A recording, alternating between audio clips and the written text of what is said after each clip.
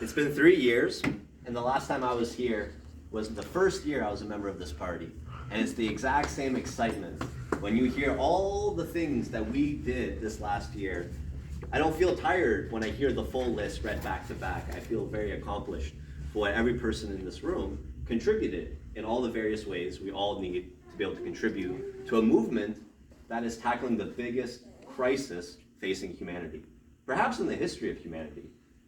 The triple crisis of environmental degradation, austerity and inflation, of pandemics. The stakes can't be higher. Barry already described we need to work together. No one person can do anything. In a room with people like this, we can take some comfort in knowing that we have comrades shoulder to shoulder with us. Together, we've walked picket lines this last year. Yep. We've blockaded intersections this last year. We've marched with tens of thousands of unionized workers demanding massive demands. We've handed out 500,000 leaflets demanding a general strike at Queen's Park in 2 days while all of this was brewing. And the more people we talk to, the more I'm convinced that we have our finger right on the pulse of what people are going through. Because we're the people. We're the workers. Look around this room. There's not one banker in here. There's not one landlord in here. There's not one cop in here. So far as we know. So far as we know. So if you're a cop, please raise your hand. And we'll settle that real quick. We've come here for a variety of reasons. It was 2 years ago. I was on a OkCupid date, and someone found out I was in a socialist party, and they just asked me what should be a very simple question. Well, why'd you join a party like that? And it really struck me in the moment. Wait, why did I do this? And the reason why it struck me is not because I don't have an answer, but because the answer is just everything. How do you begin to summarize why any one person is drawn to such revolutionary conclusions?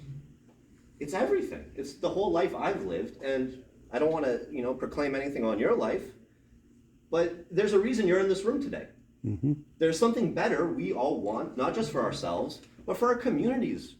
I'm as motivated for a good life for my parents because they've lived through this longer than I have, and they deserve a world where they're treated with respect. We all are.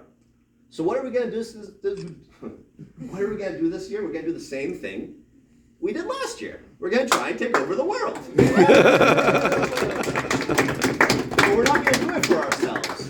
We're going to take everybody with us. That's what the conversation is. You talk to your neighbor, you talk to your coworker, you talk to the person in the street, and you'll find out there's something that you have in common. Unless they're a banker, a cop, or a CEO. We forget those people. We're going to march in the 75th Nakba Day protests in Toronto. We'll be there because we've been there every year because no one is free until the Palestinians are free. Yes.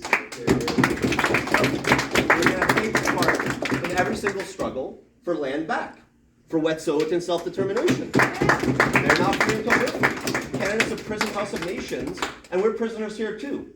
So we're all going to break out together in an good old-fashioned prison riot. We're going to tear down all these chains and all these fences. We're going to be there for International Women's Day. We're going to be there for May Day. We're going to be there for Labor Day. We're going to keep advancing the principles that we hold dear. But we're not going to do it alone. We're going to do it with each other, and we're going to keep building up every single united front we're in. Because there's a lot of acronyms when you join a Revolutionary Socialist Party. You don't only have SA, you have MSA, and WHAM, and DSC, and SMASH, and all these other acronyms. But what those represent is a much bigger network that we've grown than what's just here right now. This is the revolutionary core, but we are connected with all of the people here to tens of thousands of other people with the exact same ideas. And we're going to keep building that.